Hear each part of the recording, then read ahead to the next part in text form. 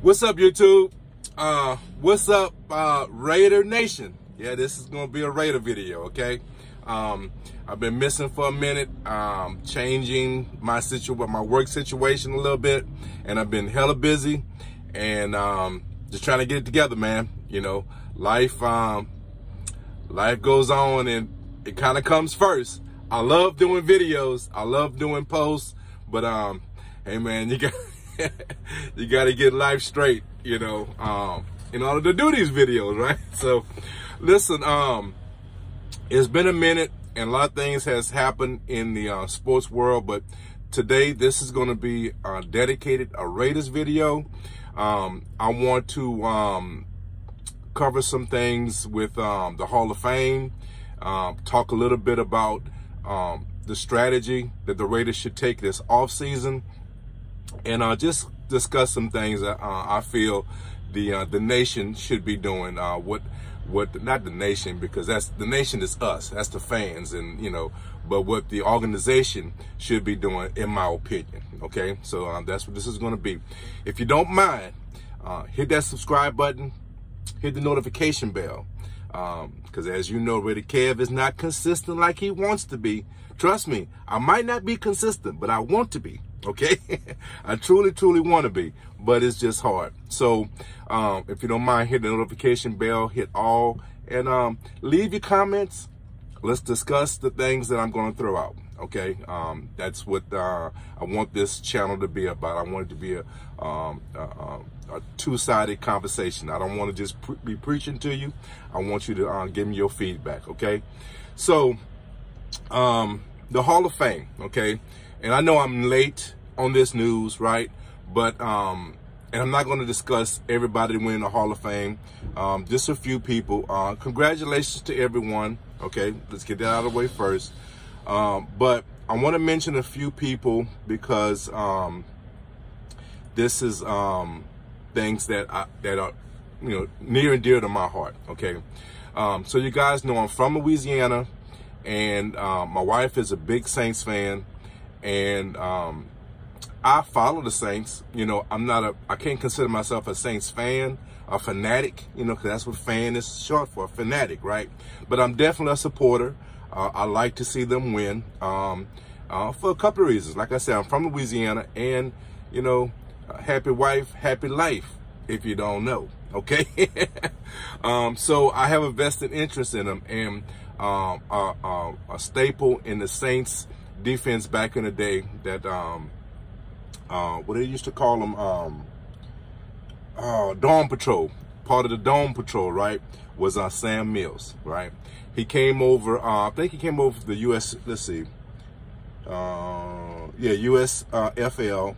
He was, he played, I think with Cleveland. He played in the CFL also, but he came over to the Saints and was a staple in that Dome Patrol, right? He did his thing, man. It says here he was 5-time Pro Bowler, and first one time he made the All Pro list, however that goes. So, but he was big, a huge part of that Saints defense back then. He really did his thing, right? He really did.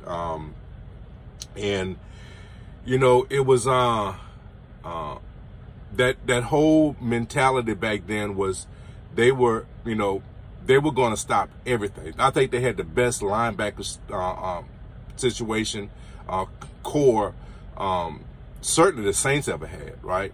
And recently they have had some decent defenses, right? But that Dome Patrol, man, brought excitement to the Dome, man. It brought the energy, and I think it garnered so many fans to be Saints fans. You know, a lot of guys who were dormant, who wasn't really, you know, was kind of neutral, didn't really have allegiance to anybody. You know, in Louisiana area, they really came aboard, you know, really became Saints fans, and he was a huge part of it. So congratulations to Sam Mills. Unfortunately, he's not here to enjoy it, but still, congratulations to him. Another guy I want to mention, Richard Seymour. Now, Richard Seymour didn't spend a lot of time with the Raiders, but we have a motto, and you guys know it. Once you're a Raider, you're always a Raider, right? He acknowledges that, especially when you acknowledge it, right? Once you're a Raider, you're always a Raider, okay? If you don't want to come aboard, okay, fine. But in our heart, once you are a Raider and you truly become a Raider, you're always a Raider. And Richard Seymour, even though he didn't lead us to the playoffs, he didn't, we didn't go on a lot of success while he was here, I think he put his all. I liked his play. We caught him toward the back end of his career, but his drive, his leadership was appreciated, right? Like I said, we didn't have great teams when he played, but I like the effort, I like the energy, and I like what he tried to do for this team. I think he gave it his all, right? And that's all we ask. You know, that's all we ask. We want success, we want Super Bowls, we want all those things, right? But as a Raider fan, as a Raider nation, we just want your best. We want you to give it your all because we're giving you our all, right? And so we just want that in return. And I would imagine most fan bases are like that, but I can speak for mine.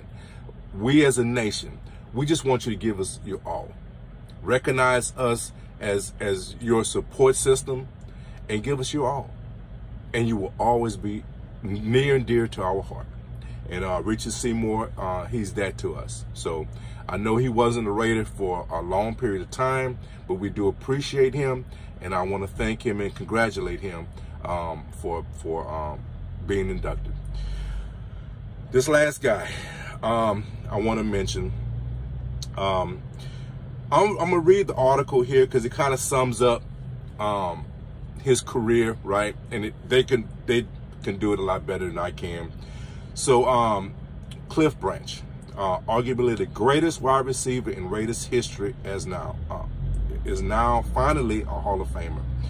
He died in 2019, spent the length of his 14-year career with the Silver and Black, joining John Madden's Raiders in 1972.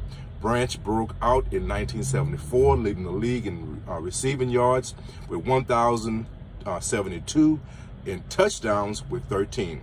One of the fastest players in football.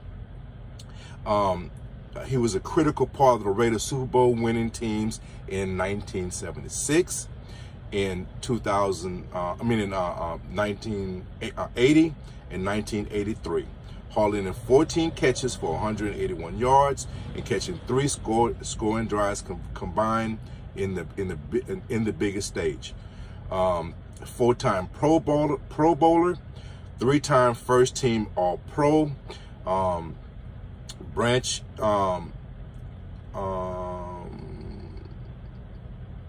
Branch was he definitely was underrated in his retirement and failed to reach the Hall of Fame when he was eligible as a player. He was a semifinalist in 2004 and in 2010. Finally, Branch got in from the senior committee finalists, and he is now recognized as a Hall of Famer. So, tell you a little story about Cliff Branch, okay? Cliff Branch is probably, not just him, but he is one of the staples back in the day that formed RaiderKev. The reason why I'm RaiderKev, the reason why I'm a Raider fan, one of the biggest reasons is Cliff Branch. He came in, I told you guys this story, how I became a Raider fan. You know, back in the day, back in the mid-70s, when I really started forming an understanding of football, understanding how the game goes, you know, not just, you know, when you're a kid, you see everybody else cheering, you start cheering, right? But when you start understanding why, understanding the little nuances of the game, right? You start having, that's how your love for it really began, right? Or long-lasting love for it, right? Because I guess you could love something just because it gives you joy, but sustainable and long-lasting love for something comes when you understand the nuances, right? And So, you know, I was, you know, following the Saints. Being from Louisiana, you're following the Saints. And be honest, man, they were just boring. It was boring. They were losing all the time. You know, there was no excitement, no imagination, and it just wasn't fun, okay? So that's the game that I would watch first. That would be the first game, you know, and we were right outside of that blackout area, and so we was able to see the games. And back in the day, you always had a second game, but you had to, you know, in your market, if you was a NFC team market, you wouldn't get a second game on whatever network that was, all right?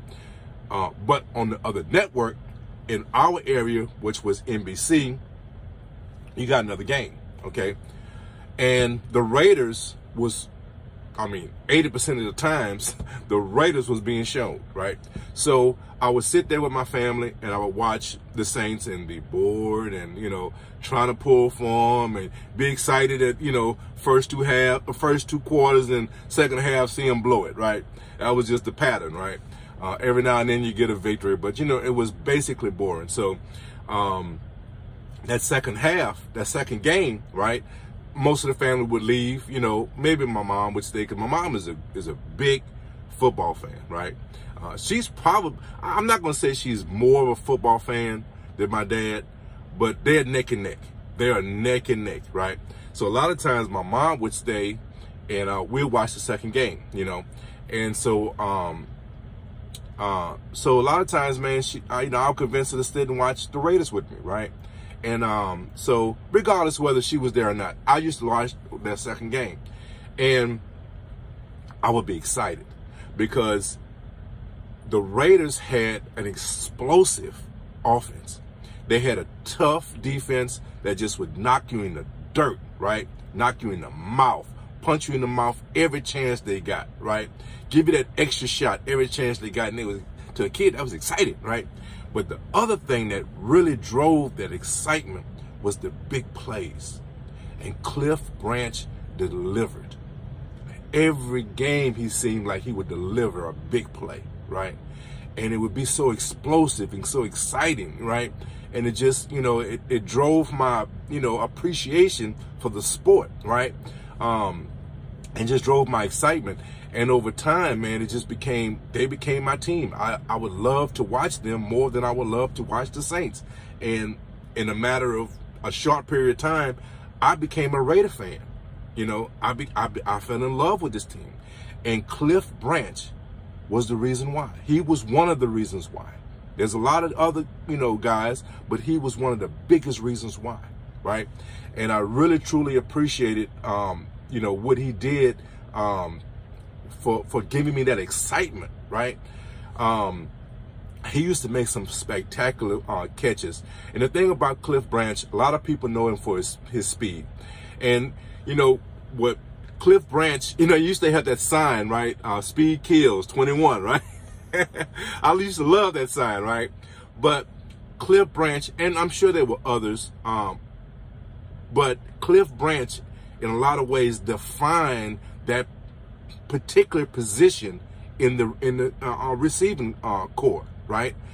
Right now, when you break down the receiving core, you're always looking for, hey, who's that deep threat? Back, you know, before his time, you really didn't have that discussion. It really wasn't a big thing. You just need quality route runners, guys that had good hands. You know what I'm saying? Of course, you need to be fast, but quick. Not really fast, but quick, right? But Cliff Branch was one of those guys that defined that particular position in the receiving core, the deep threat. And now everyone talks about it. Everyone is looking for their Cliff Branch. Everyone is looking for that deep threat, right? It's a staple in every quarterback room. I mean, not quarterback room, receiver room, right? And so he didn't define the receiving position, but he designed, I think he was the architect of defining that role, that particular role in that I keep saying quarterback, in that receiving room, okay? But what he did, he was a complete wide receiver. He was complete. He was a good route runner, very good route runner, okay? He was very good with those 50-50 balls. He had great hands. Of course, he was known for his speed, right? And what he did, what I think, one of the main reasons why I think is outrageous, that he wasn't first, second, third ballot Hall of Famer, I think is a travesty, because he was clutch when it was important. When the game was on the line, you can go to Cliff. In playoffs, he was extremely efficient in the playoffs, right? In the Super Bowls, he made some clutch catches in the Super Bowls. So he performed on the biggest stages. He didn't disappear. So to me, I really don't get why he wasn't in the Hall of Fame years ago. It should never have come to the Veterans Committee to put him in. It should have never come to that, right? And I know a lot of people claim that it's, you know, it's just a log jam with wide receivers and this. Look, man, I'm going to be honest with you. People like Lynn Swann. I know Lynn Swann has a lot of highlight films. He has a lot of, you know, big-time catches in Super Bowls. You know, Cliff Branch does too. Cliff Branch does also.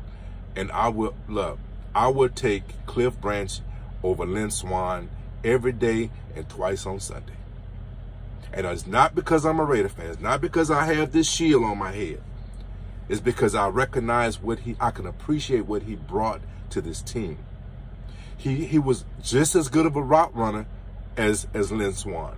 He was just as good of an acrobatic 50-50 ball receiver as Lynn Swann. And he was much faster. So to me, he was a complete package. There was quite a few other guys that went in before him. And I just, listen, he was Randy Moss before Randy Moss. I'm just telling you, I'm being real with you. And you might not understand it. Maybe I'm talking to some people who didn't know what he did. Go to YouTube. We have technology today where you can go back and you can look at these things. And you can understand why I'm making these statements. Just go to YouTube and just just search Cliff Branch, and then come back in the comment section and say, "I get it, RaiderKev. I get it. You're right." I guarantee you're gonna come in that comment section and you're gonna say, "You're right. You're right." So Cliff Branch, to me, it's way overdue. I am so happy that he's finally in. I wish that he was able to see it before he passed. He deserved that. Personally, in my opinion, and this is just, I could just be biased. I know people say it's a log jam at wide receivers. It's just hard, you know, for him to get in. I think it's a Raiders thing. A lot of times, Raiders do not get in the Hall of Fame because of our reputation back in the day. Okay, like I said, one of the things that I gravitated to, a lot of people despise the Raiders for. We were tough. We played, you know, we played on the edge. You know, and look, it wasn't just us, but there was a lot of Raider players that never healed from that broken arm. We had a cast every game. We had some defensive linemen, and it wasn't just us. But there were a lot of defensive linemen. We just couldn't get healthy. We had to have a cast. We knock you across the head with that crap. We use that sucker as a weapon. Hey, it wasn't our fault. Our bones didn't heal, and we had to have a cast. It wasn't our fault. We just had weak bones. Anyway, but I think that's me personally. That's just my opinion. It's not fact, of course, right? But in my opinion, I think a lot of Raider players are waiting to get in because of the reputation. We have quite a few other guys that should be in, and they're not. Jack Tatum should be in the Hall of Fame, and I don't think he's ever going to get in. I think he's never going to get in, right? And he didn't do anything really illegal now it would be illegal. A lot of his hits would be illegal. But that could be said for a lot of things in the game. A lot of things in the game that was acceptable back then just wasn't not acceptable today, you know? And that's not his fault. Now, did he cross the line a few times? Yeah, he did. He did. But he wasn't by himself. Players on the other teams did the same thing. It's just that he was just more consistent with it, and he had more passion for it. You know what I'm saying?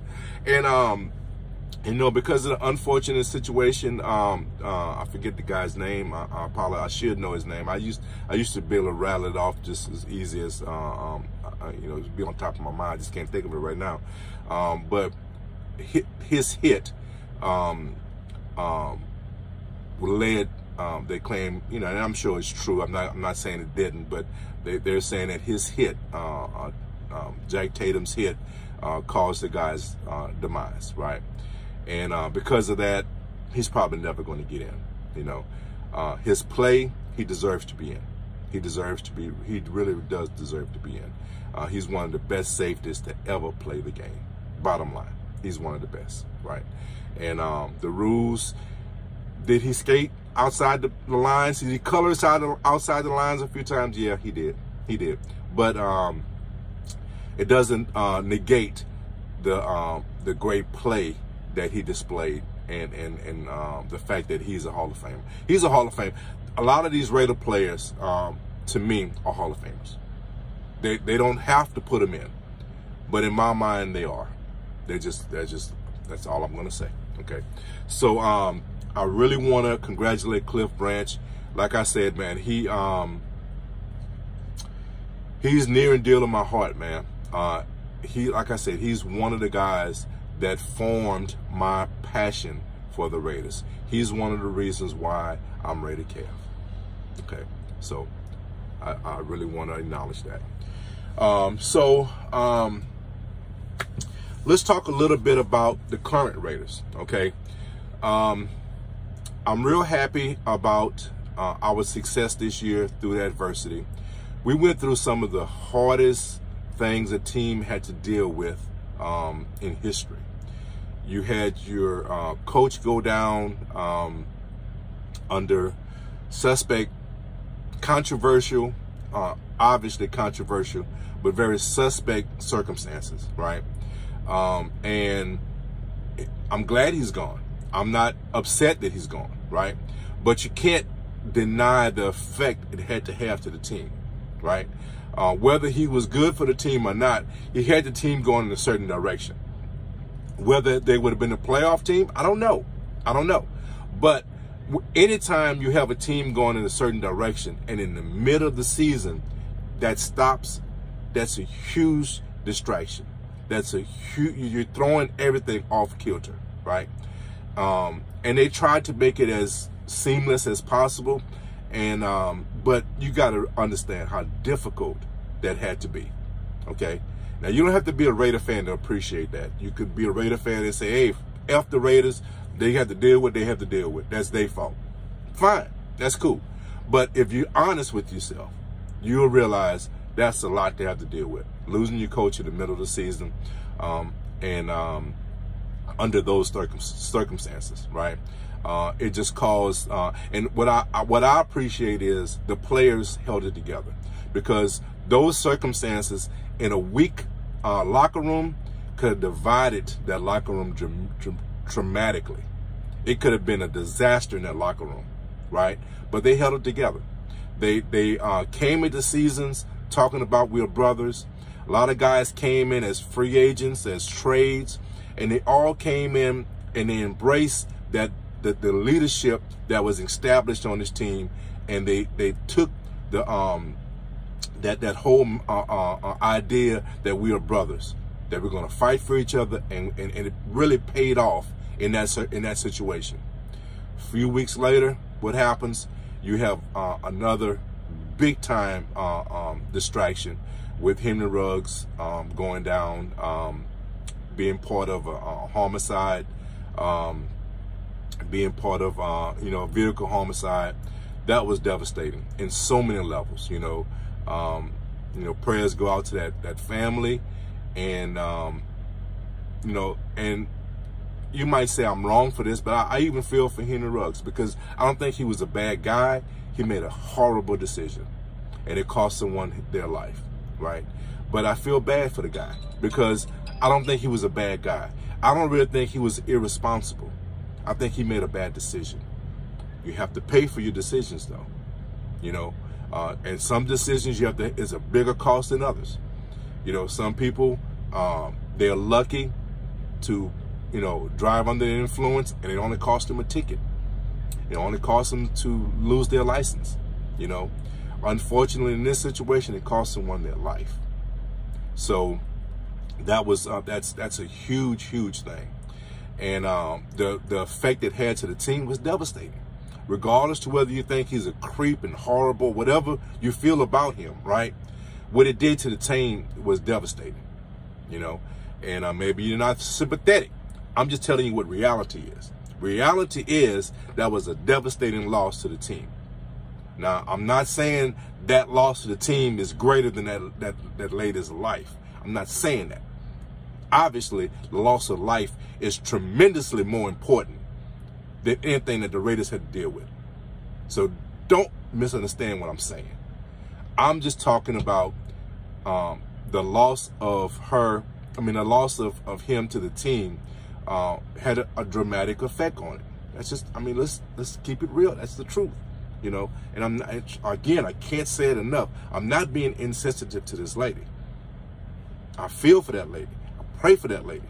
You know, I pray for her soul, right? I pray for her family, right? So do not, and I will get upset if you come at me in a wrong way saying I'm disrespecting or I'm putting the team first. I'm not. I'm not. Okay? All I'm saying is that being put aside for a second, the effect it had on the team was dramatic.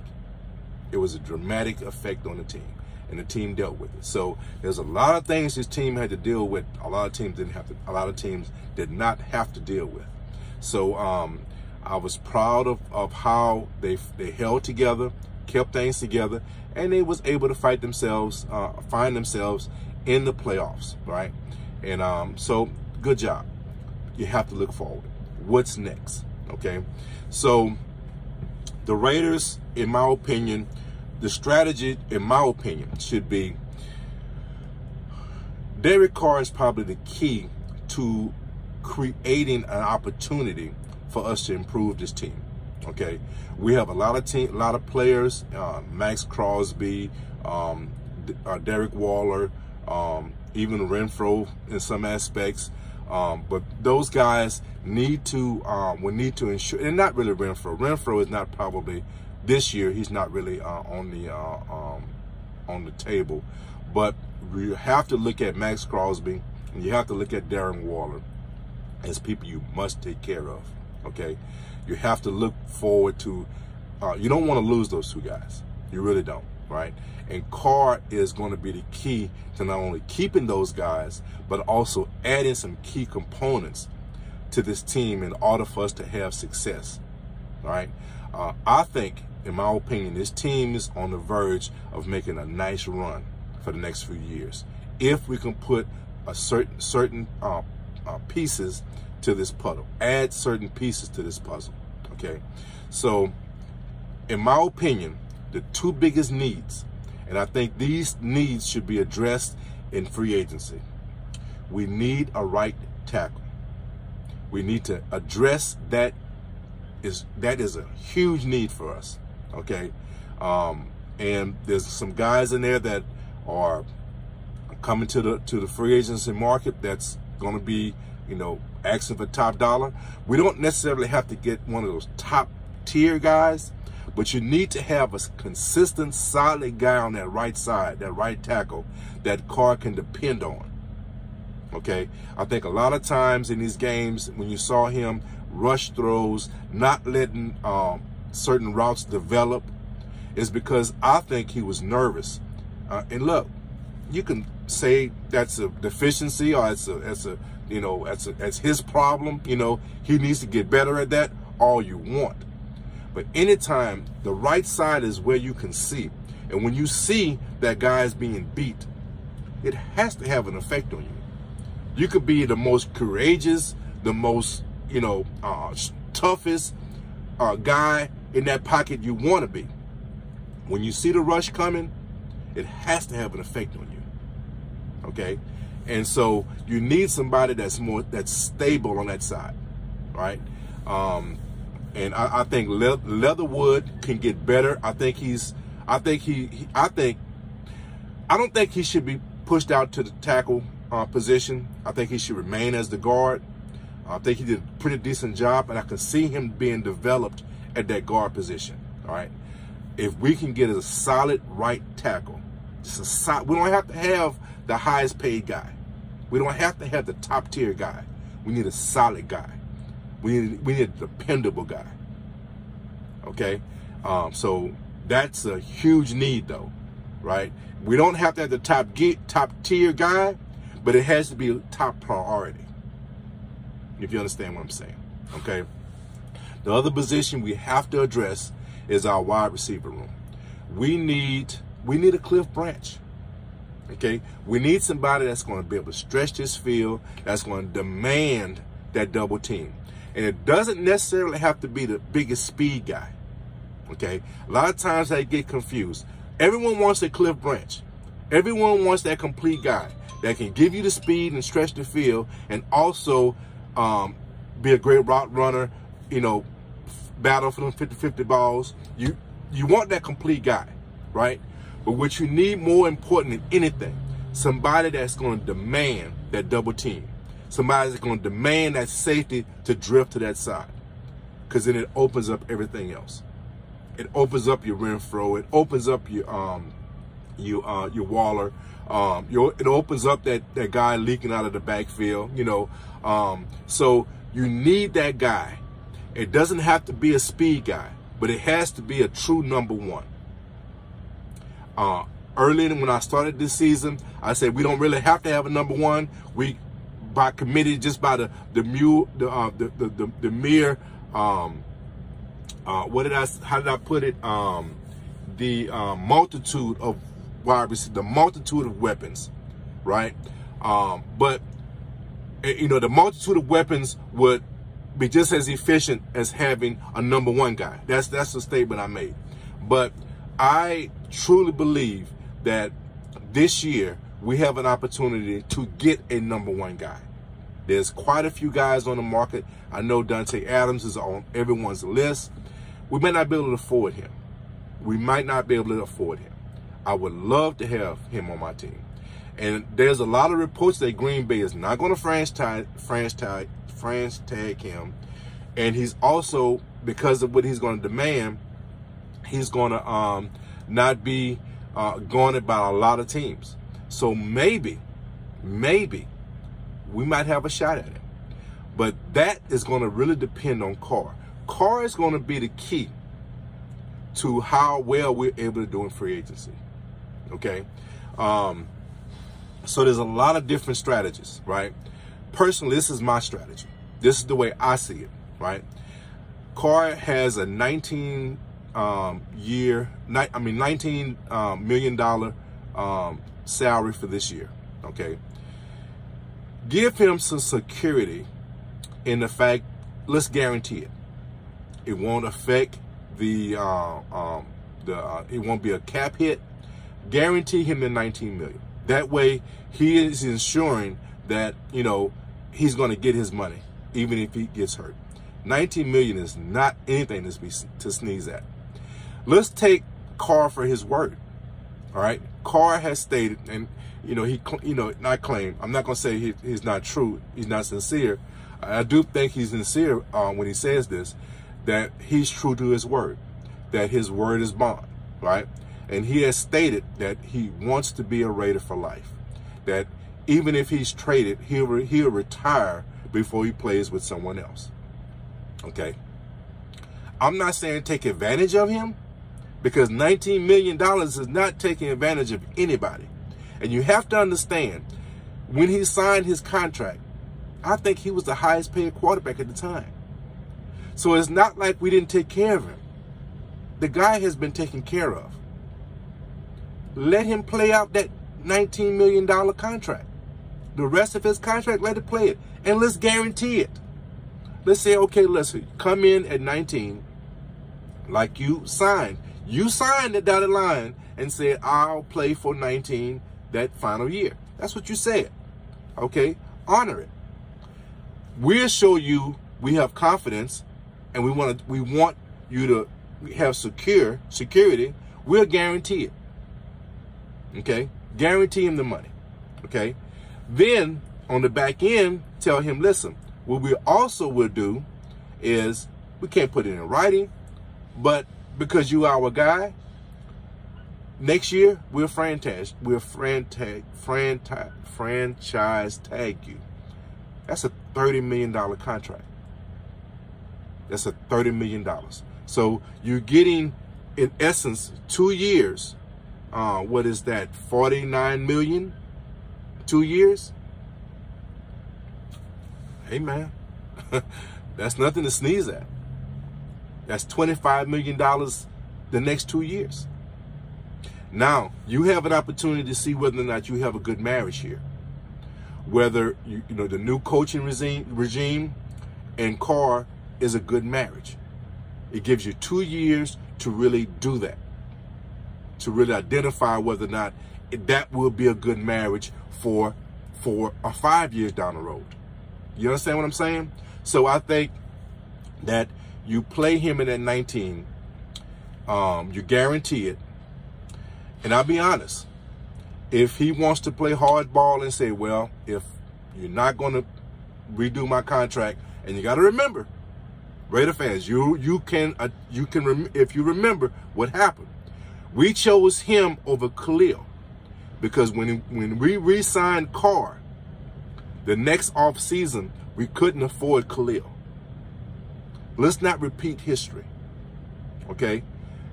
We made Carr the highest paid quarterback at the time. And what did it do? It took all this time for us actually to get into the playoffs. When you sign someone to be the highest quarterback, you expect to be in the playoffs consistently. Now, I'm not saying it's all his fault. We had some bad coaching. It's a team game, okay? Let's act like it's a team game, all right? So we made the mistake. I'm not saying it's a huge mistake. We made a decision to take care of Carr, and we lost Khalil. Let's not repeat history, because if we sign Carr to a big contract, how do we take care of Max? Is history going to repeat itself? That's the question. If we take care of Carr, how are we going to take care of Max and take care of Waller? Okay? This is not basketball, where you could just sign guys, go over the cap, and pay a luxury tax and be done with it. This is not baseball. You see what I'm saying? You can't just sign a guy to wherever and just deal with the money. Football has a hard cap.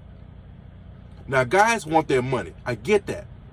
And I'm not going to ever disparage a guy. There's not going to be any hard. Look, Khalil wanted his money. Hey, I haven't been doing this channel. I wasn't doing this channel when Khalil got his money, right? But I've never talked ill of the guy. The guy wanted his money. He deserved his money. I'm glad he got his money. I wish he would have got his money with the Raiders. We just couldn't afford it. We didn't have the capital at the time to guarantee the contract that he wanted. So what we had to do, we traded him. Now, we'll talk about the trade. When we get to the trade, I'll go into how I feel about what the Raiders did, because I really want to do a video on the history with the Raiders trading, not trading, but drafting, right? We did some good things. We did some horrible things, in my opinion. We'll get into that after this free agency situation starts to develop and we all start understanding what our actual needs are going to be in the draft, okay? So that's another discussion for later. But we got great draft picks for Mac, okay? And I'm glad he got his money. I think the whole deal was a win-win, all right? But at the time, we would have loved to keep Khalil, but we took care of Carr. And look where they got us. Okay? We basically had to start, rebuilding. And we did it through the draft. And like I said, we did some good things. We also did some bad things. Okay? Will history repeat itself? Will we take care of Carr and not be able to get a quality wide receiver? Not be able to take care of that right side tackle position? Okay? Will we lose Max Crosby? Will we lose Darren Waller? I don't want to lose these guys. These guys are going into the peak of their career. I don't want to lose those guys. I want to add us a number 1 wide receiver. And I want to add a quality right tackle. Those are the biggest needs we have for this team. Carr is not the biggest need. Should he be taken care of? Yes. You have to take care of your leader. You have to take care of your quarterback. He touches the ball every single play on offense, right? So obviously he's a big, what I'm looking for, I can't think of what I'm looking for, but he's needed. You need to take care of him, okay? But at the same time, do you destroy your team's opportunity to grow by taking care of him? That's the question. And I think the answer is you take him for his word. He says he wants to be a Raider for life. Okay, if you want to be a Raider for life, play at the 19. We'll guarantee it. That way you get your money, and we'll promise you. We'll I can't say that word right now. Franchise tag you next year, so you're guaranteed to get your 30. 2 years, 49. Amen. It gives an opportunity whether or not you like us and we like you. Okay? That's the strategy I think they should go into this offseason with. Once you get that understanding, you can now work on Max Crosby. I think edge rushers are so hard to garner. And when you have one that's one of the best, you need to take care of him. He's young. I think he can come in at a good number. I don't think he's looking for max money. He stated also that, he didn't actually use these words that he'd give the Raiders a Raider discount or whatever, but he has mentioned that he doesn't have to be the highest paid. He definitely wants to get paid, right? But let's take care of him. Waller has a new agent, and Waller wants his money. I don't think he's going to garner or demand top dollar, but he should be. I honestly feel he should be in the top 5 tight end position pay group, because he falls in that line. He falls in one of the top 5 tight ends in the league, right? So let's pay him as such. Let's give him a long-term contract. He got extended a few years ago, but let's be honest, that was a team-friendly deal, right? But he did get paid, a decent amount of money, but that was a team-friendly deal. Let's be honest. Let's take care of him, okay? Let's build this team, right? And Carr, I think, is the key to whether or not he's like the ignition in this switch. Whether we can turn that switch and actually build this team, or we're going to just put the key in the switch and the car goes nowhere. No pun intended, right? So let's just see what happens. I think that's the strategy we need to go in this offseason with. Right tackle, number 1 wide receiver. Would love to have some speed, but we need somebody that's going to garner that safety to have to cheat and pay attention to him. That's going to open up the field for us. So that's the 2 positions we need to really focus on. Of course, I think we also need to secure a defensive tackle position. That could be done during the draft. There's some great defensive tackles that's coming in. There's some guys, I would love to keep, like Solomon Thomas, I think did a very good job. I think he would work well in this new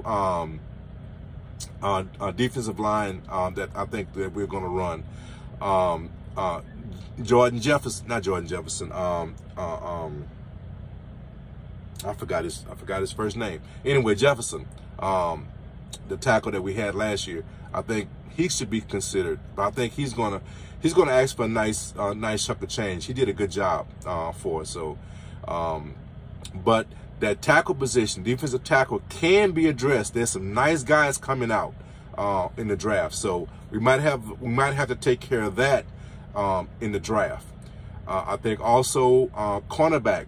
I really think we need to get a quality guy in the cornerback position, and that's another position we might have to address in the free agency, right? There's a couple of guys in the draft. Like I said, we'll discuss that. Let's see what we do in free agency. That way we'll know what our focus is going to be in the draft. So let's see what happens in the free agency situation. So that's the way I see it. I think Carr, and also just wrap things up with Carr, the strategy, right? Because I don't think I really fully gave you an understanding of my strategy with him. Guarantee is $19 million. Get him to play on that, finalize his contract. I mean, let him finish out his contract. That's what I'm trying to. I'll get it out, guys. I'll get it out. Let him finish out his contract at $19 million. Guarantee it. Okay. Promise him that you'll franchise tag him next season, right?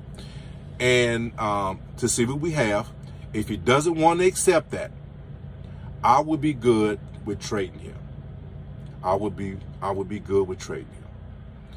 If you trade him, in my opinion, what you do is, I think he would garner our first-round draft pick.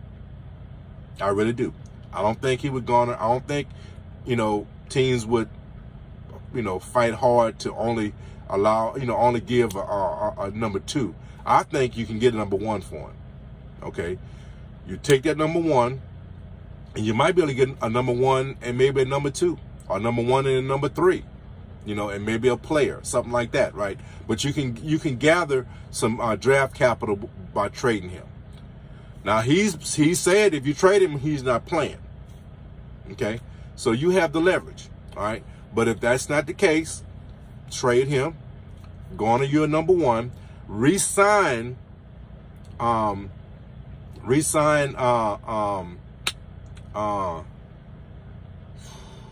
Guys, I'm so sorry for this. Mariota, okay? Sign Mariota, okay? And you go in the draft, and you get, I think the guy from Mississippi State. I think he'd be a good guy to go and get, okay? You'll have because if you trade him, you're going to trade him to somebody who is probably high on the draft board, right? So you could probably get, I forget his name, the guy from Mississippi State. There's another kid too, I think out of Pittsburgh, I think it is. But we'll talk about that. I'll get those names for you later on. But there's a couple of guys that is I think is worthy as a number 1 draft pick. I like the guy out of Mississippi State. I like him. I like that kid. So he's mobile. He has a nice arm on him. I think he's going to be successful in the pros, and I think he'd be a good fit. Backing up Mariota, right? So and you need a good quality backup because Mariota has injury history. So, but that would be the plan. If Carr doesn't want to play for you 19, you don't re-sign him. If you re-sign him to a big contract, you cannot fix the needs of your team. You just can't do it. You can't do it. So that's what I would do.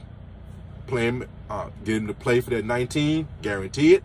Promise him you'll franchise tag him, get him some more money next year. That way you could find out whether or not you have a good marriage there.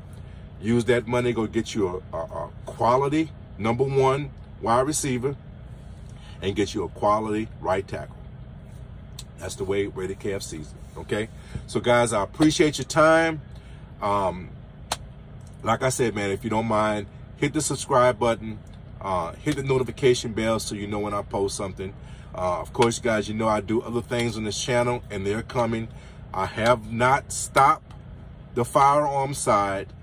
In fact, on Sundays, on Built for This Network, YouTube, it's at the End of the Bench podcast. Built for This Network on Spreaker, at Speaker with a R, SPR. On Sundays, not every Sunday, but most Sundays, look for RaiderKev's firearm review. It's a discussion. We're going to talk for about an hour or so, talk about firearms. And also, I'm going to be posting some things on this channel. Continue. I know it's been a minute, but we're going to get back to that, right? Also, lifestyle change videos are coming. All those things are still coming, okay? So, guys, just rock with your boy. Hit that subscribe button. Give me a notification bell. Leave some comments. Those things are important. It shows your support. It drives me to do better, to be more consistent. And it creates discussion, right? Things that you want to see, leave them in the comments, right? Let's discuss it, okay? So, guys, I appreciate your time. Guys, have a great day. Like always in my videos, guys, love each other, take care of each other, and guys, be blessed. RaiderKev is out. Peace.